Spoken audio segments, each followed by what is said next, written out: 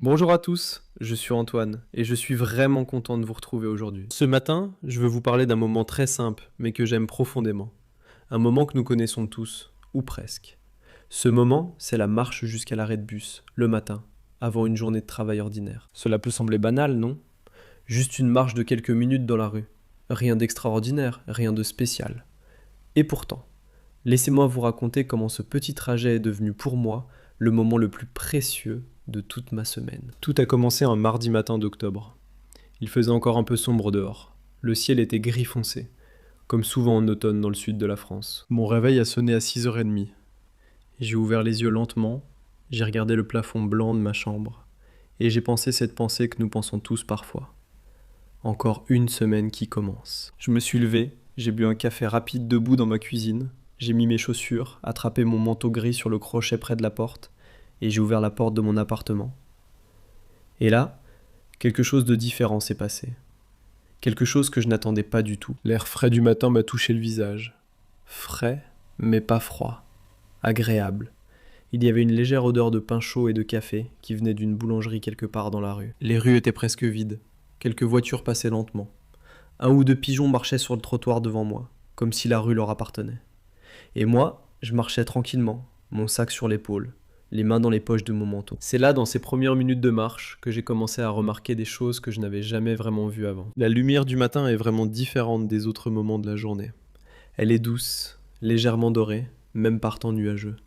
Elle change la couleur de tout ce qu'elle touche. Les façades des immeubles anciens, les branches des arbres, les trottoirs humides de rosée. Tout semble plus calme, plus doux, plus beau dans cette lumière particulière. J'habitais alors dans un quartier tranquille de Lyon. Pas loin du centre historique, mais assez calme pour ne pas entendre le bruit de la ville dès le réveil. Il y avait une petite rue pavée que je devais traverser chaque matin pour attendre mon arrêt de bus. J'adorais cette rue. Les pavés faisaient un petit bruit sec et régulier sous mes chaussures. Clac, clac, clac, comme un métronome, comme le rythme de la ville qui se réveille. Ce matin-là d'octobre, je me souviens d'avoir vu une vieille dame sortir de son immeuble avec un petit chien blanc. Le chien portait un manteau bleu, tricoté à la main, on aurait dit. Je trouvais ça adorable. La dame marchait lentement, elle regardait la rue avec des yeux tranquilles, comme si elle connaissait ce matin depuis toujours. Nous nous sommes regardés une seconde en nous croisant. Elle m'a souri, je lui ai rendu son sourire. Et voilà, c'était tout. Un sourire entre deux inconnus dans une rue vide à 6h40 du matin. Mais ce tout petit moment m'a mis de bonne humeur pour toute la matinée. Est-ce que vous avez déjà vécu ça vous aussi ?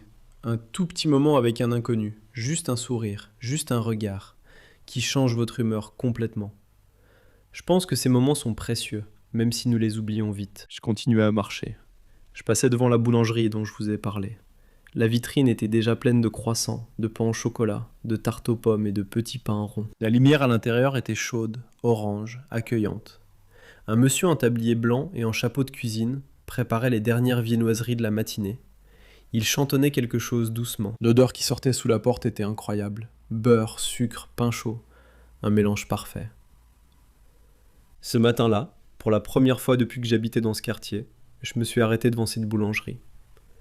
J'ai regardé la vitrine une seconde, puis j'ai poussé la porte. Une petite clochette a sonné quand la porte s'est ouverte. Ding !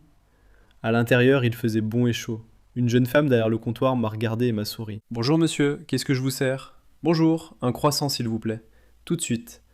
Elle a pris le croissant avec une petite pince, l'a mis dans un sachet en papier blanc et me l'a tendu.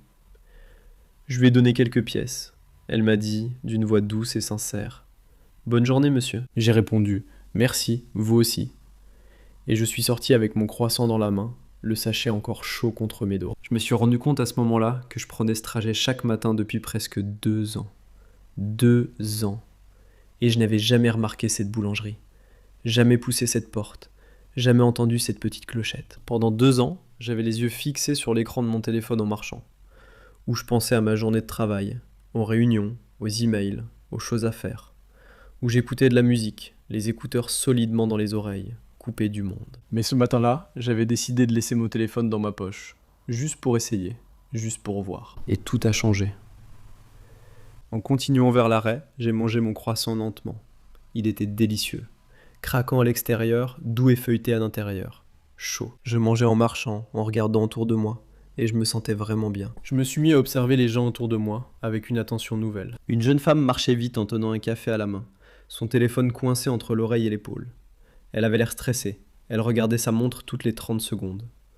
Un homme d'une cinquantaine d'années lisait son journal plié en deux, debout contre le mur d'un immeuble, les yeux concentrés sur The Page. Un groupe de 4 ou 5 étudiants riait fort en marchant ensemble dans la même direction, leur grand sac à dos sur les épaules, leur journée devant eux.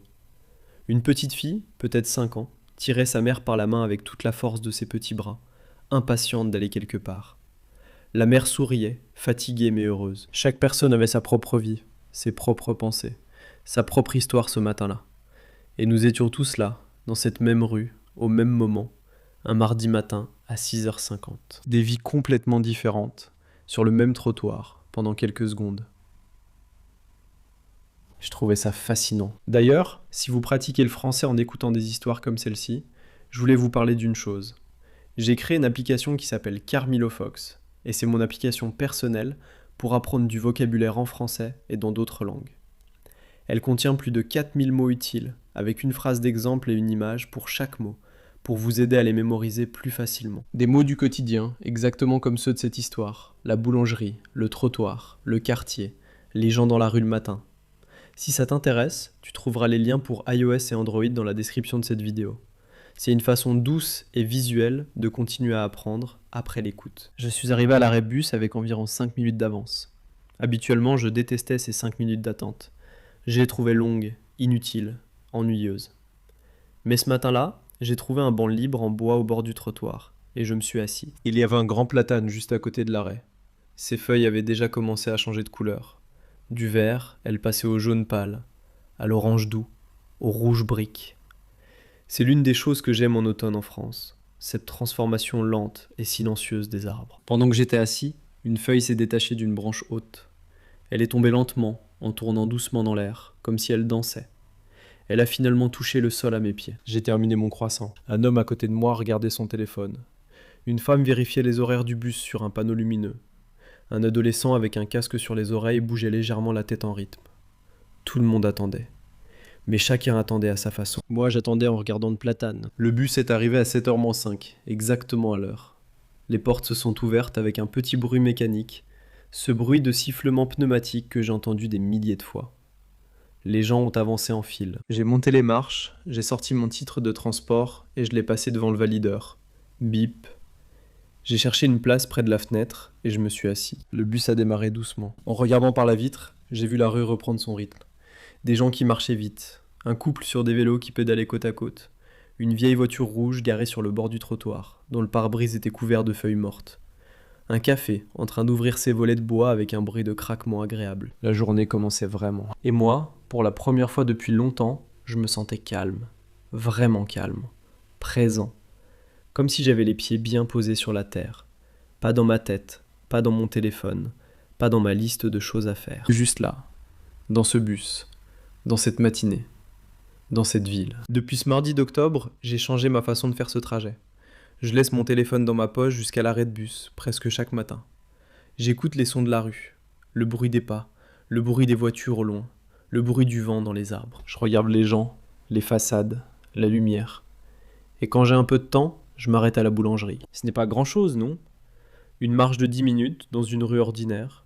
Mais parfois, les choses les plus simples sont aussi les plus réconfortantes. En France, le matin dans la rue a quelque chose de particulier.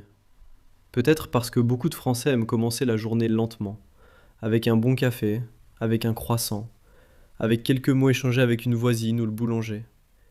Cette douceur du matin, cette façon de ne pas tout de suite courir à toute vitesse, c'est quelque chose que j'admire dans la culture française.